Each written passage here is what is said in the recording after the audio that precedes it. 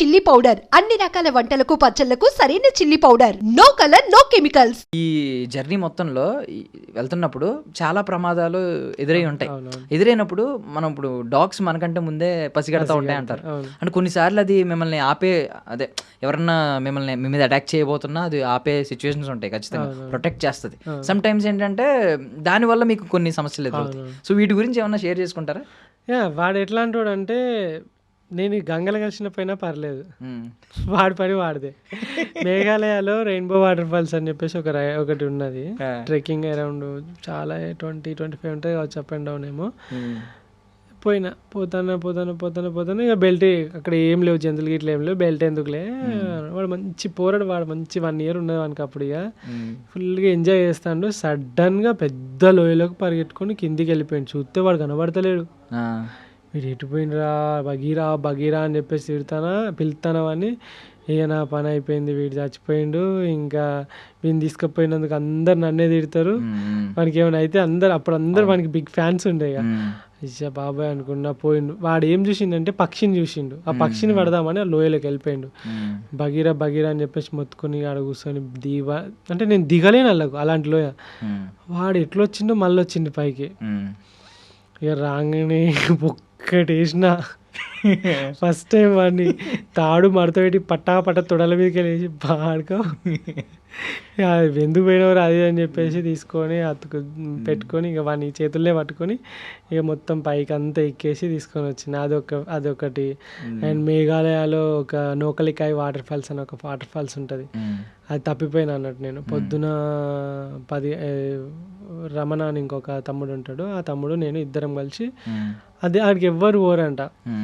నేను ఆ తమ్ముడు బగిగాడు ముగ్గురం కలిసి పొద్దుగాల 8 గంటలకు పోతే, పొద్దుగాల 8 గంటలకు తప్పిపోతే రాత్రి 12 గంటలకు దొరికినాం మేము. మమ్మల్ని దొరకబట్టడానికి వచ్చిన 3 పోలీస్ బెటాలియన్స్ కూడా తప్పిపోయినాయి.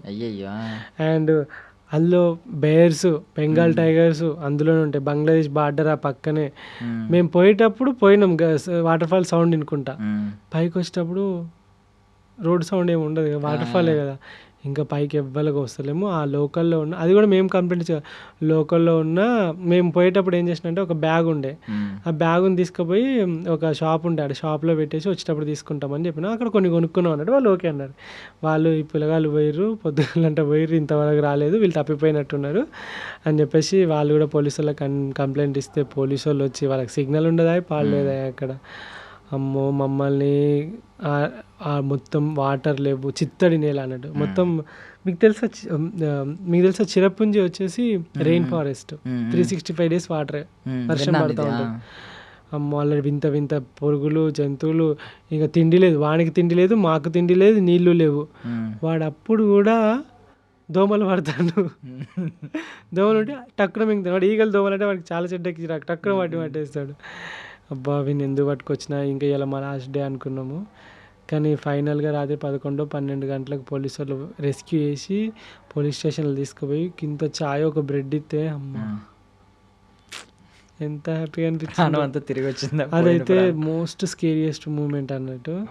కానీ వాడు అన్ని టైంలలో తోడున్నాడు. కానీ వాడున్నాడని, మీకు మామూలుగా నార్మల్గా బైక్ల పైన సైకిల్ మీద పోతేనే కుక్కలు ఎంబడి పడతాయి, అలాంటిది వెనకాల వాడున్నాడు అని చెప్పేసి. ఒకసారి నతుల పాస్ సైడే వెళ్తూ ఉంటే ఒక ఘాటి ఉంటుంది, మొత్తం ఘాటి ఉంటుంది. ఘాటిలో లారీలు పడతాయి అంతే, మిగతా బైకులు గిట్లా ఏం పడవు. సో ఏంటంటే కుక్కలను ఎంబడి పడి వానికి పీకుతానే, అంటే వాని బెడ్ని పీకుతానే వాళ్ళకి వెళ్ళి. నాకు స్పీడ్గా దొక్కుకుంటా ఒక ఇట్లా టర్న్ అవుతా అంటే మొత్తం మన ఫెన్సింగ్ పెడతారు చూసిన దొడ్డుది, అది రాడ్ లాగా, అది ఇట్లా పెట్టిరు. నేను అక్కడ పోయినా అప్పుడే ఆ కుక్కలు ఆడున్నాయి, అక్కడికి పోయినా అప్పుడే లారీ ఇట్లా టర్న్ అవ్వకుండా సైకిల్ని ఇట్లా క్రష్ చేసుకుంటూ వెళ్ళింది. ఆ రోజు నేను చచ్చిపోయాను అనుకున్నా, బగిగాడు చచ్చిపోయాను, నేను చచ్చిపోయాను అనుకున్నా. కానీ సైకిల్ని వెనక ఏమైందంటే వాడు మస్తు మొత్తుకున్నా నేను. ఇంకా వాడు ఇట్లా టర్న్ చేసి ఇదంతా చేస్తే సైకిల్ మన లారీ అవి ఉంటాయి కదా పైన పక్క డోర్లు, అవన్నీ ఇట్లా వాడి వెనక బెడ్ని మొత్తం ఇట్లా దగ్గరికి క్రష్ చేసి పోయింది. ఇక వెంటనే సైకిల్ అక్కడ ఆపేసి, ఇప్పటికీ గుర్తుంది అది. మూవీని తీసుకెళ్ళడం చాలా డేంజరు, కుక్కలు వాడిని చంపేసి ఆగమాగం చేస్తే చేతులారా నేను చంపేసినట్టయితే. అండ్ బగీరా వాడు వచ్చేసి అగ్రెసివ్ బ్రీడ్, చాలా అగ్రెసివ్ బ్రీడ్. వాడు ఇంకా చంపేస్తాడు. లేదా చేస్తాడు. ఇప్పటికీ వాడు దగ్గర ఒక 80 మందిని కొరికిండు. వాడిని ఎత్తుకున్నారనుకో వానికి మెంటల్ ఎత్తుంది, ఇంకా కొత్త వాళ్ళు ఎత్తుకోకూడదు అసలు ఎవ్వరు ఎత్తుకోదు, ముట్టుకోదు. వాడిని తల మీద చేస్తే వానికి మొత్తం బీపీ రేజ్ అవుతుంది. వాడు single owner and alpha male dog అది. సో దట్ ఇలాంటి డాగ్స్ ఏంటంటే ఓనర్ అని ఒకనే అనుకుంటే మిగిలిన వాళ్ళకి ఎవరికి అంత పర్మిషన్ ఇవ్వవు. ఈవెన్ మా పండుకున్నప్పుడు మా అమ్మ చెల్లి ముట్టుకున్నా అంటాడు. ఇప్పుడు క్లోజ్ అయిపోయిండు, ఇప్పుడు తగ్గింది అగ్రెషన్, కానీ అప్పట్లో చాలా అగ్రెషన్ ఉండే. ఎవరైనా క్యూట్గా ఉన్నది అని అంటే అమ్మో మీ దండం మీద ముట్టుకోకూడదు అని అంటారు. అయినా ఎత్తుకున్నారంటే రక్తాలు గారి కింది దింపుతారు అంతే. ఏంటంటే వాడిని టచ్ చేయాల్సిన ప్లేస్లో వాళ్ళు ఏం చేస్తారంటే ఇట్లా పట్టుకొని పిసికేస్తారు డాగ్స్. అంటే బ్రీడ్ వచ్చేసి హంటింగ్ బ్రీడ్, ఫాక్స్ హంటింగ్ కోసం ఇంగ్లాండ్లో యూజ్ చేస్తారు అన్నట్టు. దీన్ని అంత అగ్రెషన్ ఉన్న బ్రీడ్ ఫాక్స్ హంటింగ్. మీరు చూస్తే యూట్యూబ్లో జాక్ రస్సెల్ టెరియర్ అంటే పాములను పెద్ద పాములను చంపేసి కొరికేసి ముక్కలు చేసి ఉంటుంది, అండ్ ఏనుగుల మీదకి ఫైటింగ్ పోయి ఉంటాయి. యూట్యూబ్లో వీడియోస్ ఉంటాయి. సో ఇక వాడి గురించి చెప్పిన పొద్దున్న దాకా చెప్పిన అయిపోతుంది. వాడు మీకంటే స్ట్రాంగ్ ఇప్పుడు అర్థమైంది నాకు. ఓకే, నేను ఏదో అనుకున్నా కానీ నార్మల్ బ్రీడ్ అని. ఇప్పుడు నువ్వు అన్నావు నేను ఇక్కడ ఉంటే తెచ్చుకొని పెట్టుకుంటాను, నువ్వు రక్తం కారకుండా దింపేసి ఆడ కూర్చుంటాడు. బట్ వెరీ క్యూట్ అసలు, వాడు నిజంగా చెప్తున్నా వెరీ క్యూట్ ఉన్నాడు అసలు. ఓకే, సో బగీరా గార్డ్ నుంచి బయటకు వచ్చేద్దాం మనం. ఓకే, బాగుంది. ఇప్పుడు దాకా ఇక్కడ దాకా వచ్చారు. అసలు ఏంటి మీ గోల్ ఏంటి, మీ డ్రీమ్ ఏంటి? ఏదో ఉంటుంది కదా లైఫ్లో ఇది అచీవ్ చేయాలని. ఆల్రెడీ ఇప్పుడైతే ఇది అచీవ్ చేశారు. ఎంతో మందికి సాధ్యం కాని అచీవ్మెంట్ ఇది. సో మీ మీద ఒకరు బుక్ రాయడం, మీ బయోగ్రఫీ రాయడం అనేది. సో సూర్యతేజ ఆయన. సో ఎన్ని డేస్ పట్టింది రాయడం? ఇది వచ్చేసి పెన్ ఏ స్టోరీ అని చెప్పేసి అది లైక్ యాప్ అప్లికేషన్. సో దానిలో ఉన్నది ఇప్పుడు.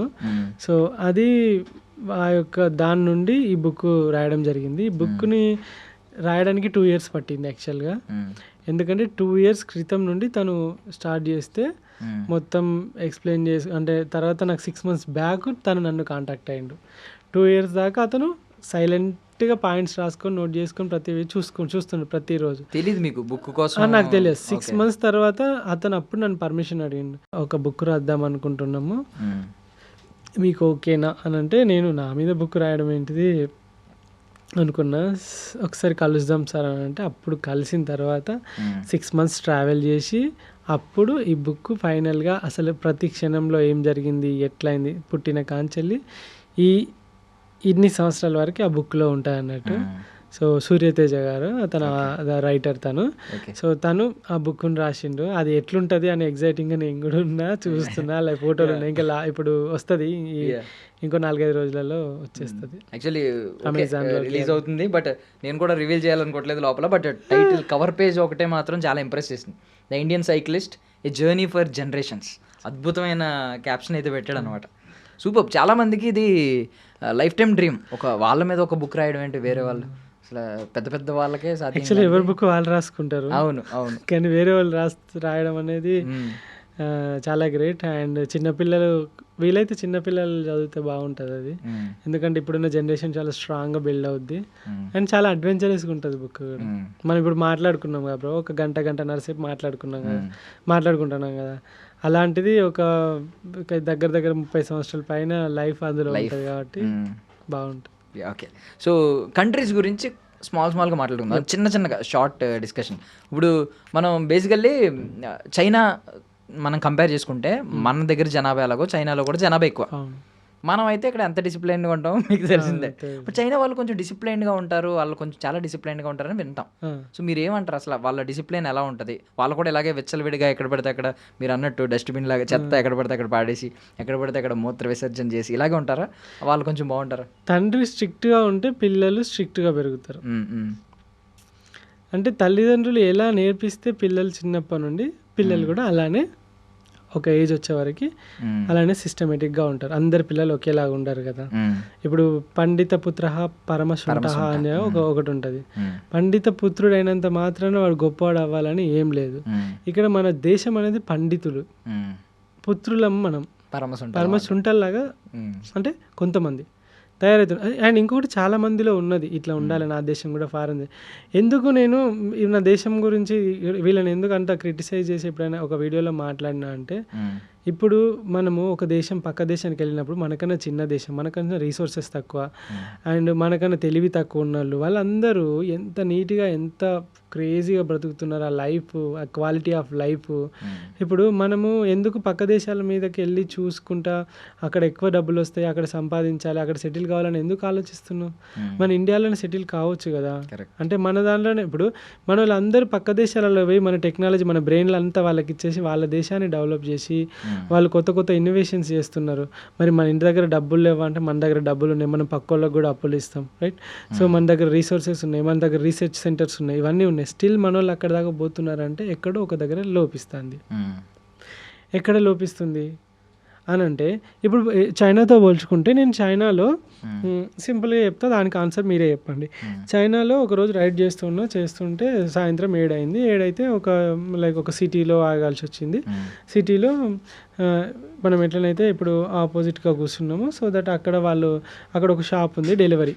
ఏం డెలివరీ? అమెజాన్ ఇట్లుంటాయి కదా, అట్లా ఒక డెలివరీ ఉన్నది. సో అట్లా డెలివరీ దగ్గర స్టాక్ అంతా ఫుల్ అయిపోయిందని చెప్పేసి 7-8 గంటలకు వాడు క్లోజ్ చేసుకున్నాడు. నేను అన్నే టెంట్ వేసుకున్నా, ఆపోజిట్గా క్లోజ్ చేసుకున్నాడు. ప్రోడక్ట్ అంతా ఆడ పడేసిండు, డెలివరీస్ అన్నీ ఆడ పడేసిండు, వెళ్ళిపోయిండు. ఇక నేను రాత్రంతా షాక్ అవుతాను. అరే వీడు ఎవడన్నా ఎత్తుకపోతే ఎట్లా? మనము ఇక్కడ అమెజాన్లో డెలివరీ పెడితే ఫోన్ల బదులు ఇటుకలు వస్తాయి, కొన్నిసార్లు సబ్బు బిల్లలు వస్తాయి, పవర్ బ్యాంకులని లోపల బ్యాటరీలు పెట్టి అమ్ముతారు మన, రైట్? అట్లా జరిగినాయి, చాలా ఫ్రాడ్స్ ఉన్నాయి స్టేషన్లలో. డెలివరీ అని పెట్టారు కొత్తగా, ఇంకా అట్లా జరుగుతుంది. ఇక్కడ చూస్తే పొద్దుగాల వచ్చేసిండు వాడు 7-8 గంటలకేమో. రోడ్డు మీద ఉన్న సరుకు ఏదైతే దాని షాప్ మీద ఉన్న సరుకు అంతా మళ్ళీ బండ్లకు ఎక్కించుకొని పోయి డెలివరీ చేస్తాను. ఓకే, నమ్మకం అది ఏంటో. మన ఇంటి ముందట పాల ప్యాకెట్లు అయితే పాల ప్యాకెట్లు మాయమైతే చాలా సార్. అంతెందుకు మీకు అంటే ఇలాంటి కేసెస్ కూడా విన్నాం. ఫుడ్ డెలివరీ యాప్స్లో కూడా కొన్ని కేసెస్ ఏమన్నాం అంటే వాళ్ళు ఓపెన్ చేసి తినేసి డెలివరీ చేశారు అనే కంప్లైంట్లు కూడా విన్నాం. ఉంటారు ఎక్కడో ఒక దగ్గర కొన్ని ఇలాంటి నమ్మకం లేని మాట్లాడినాం. అంటే మనం ఎవరైనా మనం ఇంట్లో లేకపోతే, నేనే ఇప్పుడు నాకు డెలివరీ వచ్చింది, ఎవరికో డెలివరీ ఇంట్లో వాళ్ళకి ఇచ్చేయని చెప్పి ఫోన్ కన్ఫర్మేషన్ కోసం వాళ్ళకి ఒకసారి ఫోన్ ఇవ్వి అని చెప్పి అడుగుతాం. అంటే మన మీద మనకున్న నమ్మకం అంతా మన దగ్గర. సో మీరు ఆలోచించండి. ఇప్పుడు చెప్పండి, ఇప్పుడు చైనా మనంతనే ఉంటుంది, మన పాపులేషన్ ఎక్కువ అని అంటాం కదా. చైనాలో కూడా పాపులేషన్ ఎక్కువనే ఉంటుంది, భూమి పెద్దదే మనకన్నా. సో ఆల్మోస్ట్, కానీ అక్కడ అందరు జనాలు బతకలేరు, ఉన్న కన్నే కుప్పలుగా బతుకుతారు. ఇప్పుడు ఒక అపార్ట్మెంట్ చూసుకుంటే, ఒక సినిమా థియేటర్ చూసుకుందాం, మనం ఫారెన్ థియేటర్స్ మన థియేటర్స్కి మనము చేసుకుందాం. సో చాలా గలీజ్గా ఉంటాయి. మన ఎట్ ద ఎండ్ పోయే వరకు ఒకడు సీట్ కింద ఉంచుతాడు, డిఫరెంట్గా ఉంటుంది కదా. సో మీరు గమనించండి. సో ఎక్కడ లోపిస్తుంది ఇదంతా అని అంటే ప్రజలు, గవర్నమెంట్. ఇప్పుడు అంటే మన దగ్గర రూల్స్ లేవా అంటే ఉన్నాయి. హెల్మెట్ పెట్టుకోకుండా ఫైన్ అయ్యారా? రోడ్ల మీద ఉంచితే ఫైన్ ఉన్నది, బయట స్మోక్ చేస్తే ఫైన్ ఉన్నది, బయట టాయిలెట్ చేస్తే ఫైన్ ఉన్నది, అడవులలో మంటలు పెడితే ఫైన్ ఉన్నది, లంచం ఇస్తే ఫైన్ ఉన్నది, లంచం ఇవ్వాలని చూసినా లంచం తీసుకున్నా ఫైన్ ఉన్నది. అంతేనా కదా? అన్నిటికీ ఉన్నాయి కదా. కానీ ఎక్కడ భయము ఒక భయం ఉన్నా కూడా సరే, చూస్తుంటే వాడు కెమెరా ఉన్నంతసేపు ఒకలా ఉంటాడు, కెమెరా లేకుంటే ఒకలా ఉంటాడు, రైట్? సో ఎక్కడ లోపిస్తుందంటే వ్యక్తులలో, మనుషులలో. నేను ఒక్కడిని పోతే ఏమొచ్చిందిలే, నేను ఒక్కడిని ఉంచితే ఏమొచ్చిందిలే, నా ఒక్క బైక్ ఒక్కసారి ట్రాఫిక్లో కెమెరాలు ఉన్నావంటే నువ్వు 80 స్పీడ్లో పోతావు, కెమెరాలు లేవంటే 130లో పోతావు. పొలిటీషియన్ కొడుకు అయితే నీ ఇష్టం ఉన్నట్టు పోతావు. అంటే ఇక్కడ బయట జపాన్లో నువ్వు సీఎంఏగా, నువ్వు పిఎంఏగా, నువ్వు కోటీశ్వరం, నువ్వు ఎవ్వనివన్నాగా ఒక రెస్టారెంట్లోకి వెళ్ళిపోయినావు అంటే నీకు ఆకలిని చూస్తారు, కడుపులు తిండి పెడితే పోతారు. మన దగ్గర వచ్చే వ్యక్తిని బట్టి అక్కడ రెస్పెక్ట్ మారుతూ ఉంటుంది. అంటే ఆ క్యాడర్ని బట్టి. ఇప్పుడు ప్రతి ఒక్కరు, ఈవెన్ ఇప్పుడు గవర్నమెంట్ ఎంప్లాయ్ అయితేనే బిడ్డనిస్తాను ఒకళ్ళు కూర్చుంటారు, లైక్ ఇట్లా ఉంటుంది కదా. అండ్ ఇప్పుడు మన వాళ్ళే ఇంకా బయట దేశానికి పోయి రేసిజం అని, ఈవెన్ మొన్న యూఎస్లో ఒక అతనే అన్నాడు, అంటే ఎందుకు వచ్చిర్రా మీరు, లైక్ వెళ్ళిపోండి అది ఇది అని చెప్పేసి అని అన్నాడు. అంటే మనం దాన్ని అనుకుంటాం రేసిజం అది అని చెప్పేసి అని అనుకుంటాం. పాపం వాడి బాధ ఏంటంటే వాళ్ళ జాబులన్నీ మన తెల్లితోటి మనం అన్నీ కొట్టేసుకొని మనం ఆడ జాగాలు కొని మన రియల్ ఎస్టేట్ కూడా వేసి చేస్తాం. రేసిజం ఇండియాలో లేదా? రేసిజం ఇండియాలో ఉంది బ్రో, ఎట్లా చెప్పాలా? స్కూల్లో మనము క్లాస్లో కూర్చున్నప్పుడు ఇదంతా మనకు నేర్పించక, అరే పొట్టోడా, ఆ? అరే కర్రోడా, ఆ? అరే గుడ్డోడా, అరే మెల్లోడా, అరే నత్తోడా, అరే బండోడా, అరే బక్కోడా, ఏం నేర్పిస్తున్నా? డైరెక్ట్ అదే కదా రేసిజం అంటే. లైక్ వాడి యొక్క అవయవ లోపము లేకుంటే వాడి యొక్క లోపాలు లేదా, అరే కులపోడా, క్యాస్ట్ విషయంలో రేసిజం, తక్కువడా ఎక్కువడా, రైట్ అంతేనా? డబ్బుల విషయంలో రేసిజం, పూర్, అరే పేదోడు వాడు, బిచ్చపోడు వాడు, ఆటో తోలుకుంటోడు వాడు, డెలివరీలు చేసేటోడు వాడు, డిగ్నిటీ ఆఫ్ లేబర్ కూడా లేదు కదా. అంటే నువ్వు ఇక్కడ మొత్తం నువ్వు రేసిజం చూసుకొని అవన్నీ చూపెట్టుకొని ఫారెన్కి వెళ్ళేసి అక్కడ నాకు రేసిజం ఉండొద్దు, నన్ను చూడొద్దు, నన్ను అట్లా అనొద్దు అని అంటే అది ఎట్లా నడుస్తుంది? నువ్వే ఇక్కడ ఎన్నో చూసుకుంటావు, రేసిజం అంతటా ఉంటుంది. మనుషులలో ఉండాలి బ్రో, మార్పు అనేది మనుషులలో ఉండాలి. ఈ దేశం మారాలన్నా, మన ఇల్లు మారాలి అంటే మన ఇంట్లో ఉన్న నాన్న, ఇప్పుడు మీ నాన్న సిగరెట్ తాగడు, మందు తాగడు, మీ అమ్మని కొట్టడు, అక్కను తమ్ముని తిట్టడు, కొట్టడు, బెదిరించాడు, ప్రేమగా చూసుకుంటాడు. సో అప్పుడు నువ్వు నీ పిల్లలకి ఒక డూప్లికేషన్ ఇస్తున్నావు ఏంటి అని అంటే, నాకు వచ్చిన పిల్లల్ని కూడా ఇట్లా ప్రేమగా చూసుకోవాలి. అప్పుడు తండ్రి మీద ప్రేమ, తండ్రి చూపెట్టే డూప్లికేట్ అంటే డూప్లికేషన్ ఏంటంటే ఆయన చేసేది ఈయనకి చూస్తున్నాడు, చూసి నేర్చుకుంటాడు, రైట్? సో ఇక్కడ ఏంటనంటే మనం మరి ఇదే పీపుల్ మనం ఫారెన్ పోతాము, వాడు అన్ని రూల్స్ పెడతాడు, ఆ రూల్స్ని పాటిస్తాం. ఎందుకు అక్కడ పాటిస్తాం, ఇక్కడ పాటించాం? మనమే కదా. మన బిహేవియర్ కూడా ఒక బ్యాంక్లో పోతే ఒకలా ఉంటుంది మనది, హోటల్లో పోతే ఒకలా ఉంటుంది, సినిమా హాల్లోకి ఒకలా ఉంటుంది. బాధ్యత రాహిత్యం అన్నట్టు. సో ఇదంతా మనము చూసారా ఎప్పుడైనా పార్టీ మీటింగ్స్లలో ఫుడ్ పెడితే ఎట్లా కొట్టుకుంటారు, పెళ్ళిలో ఫుడ్ కాడ ఎట్లా కొట్టుకుంటాం మనం, టక్క గిన్నెలు పెట్టి. ఇదంతా ఏంటంటే మనలో మార్పు రావాలి. దేశం చాలా మంచిది మనది, మనకు నేర్పించిన పద్ధతులు, కల్చరు మంచివి, చాలా మంచివి అక్కడ నుండి. కానీ ఎవడో ఒకరు గలీజోడు ఉంటాడు, నేను ఒక్కనే. అప్పుడు ఏమనిపిస్తానంటే, అరే మర్డర్ చేసినోడే మంచోడ్రా, దొంగతనం చేసినోడే మంచోడ్రా కాడికి వచ్చినాం మనం లాస్ట్కు. మంచి చేస్తే ఎవరికి నచ్చదు, చెడు అందరికీ నచ్చుతుంది. గోడ కట్టడం చాలా కష్టం, కూలగొట్టడం చాలా ఈజీ, ఏదైనా చెడు చేయడం చాలా ఈజీ. మన దేశం మనమే ట్యాక్సులు కట్టము, మనమే ట్యాక్సులు ఎగ్గొడతాము, అలానే లూప్ హోల్స్ కట్టుకుంటాము, క్యాష్ ఇప్పుడు చాలామంది బిజినెస్ చూస్తాను, వాడు కార్డ్ యాక్సెప్ట్ చేయడు, లైక్ డిజిటల్ పే యాక్సెప్ట్ చేయడు, ఎందుకంటే అవన్నీ బ్యాంక్లో పోతే ట్యాక్సులు తప్పించుకోవాలని క్యాష్ ఏమంటాడు. ఇలాంటివి చాలా ఉన్నాయి. ఇవన్నీ మనము బాధ్యతాయుతంగా ఉన్నప్పుడు మన క్వాలిటీ లైఫ్ క్వాలిటీగా ఉన్నప్పుడు, మనం వేసే ఓటు క్వాలిటీ వ్యక్తులకు వేసినప్పుడు ఆటోమేటిక్గా క్వశ్చన్ చేసే అవకాశం ఉంటుంది.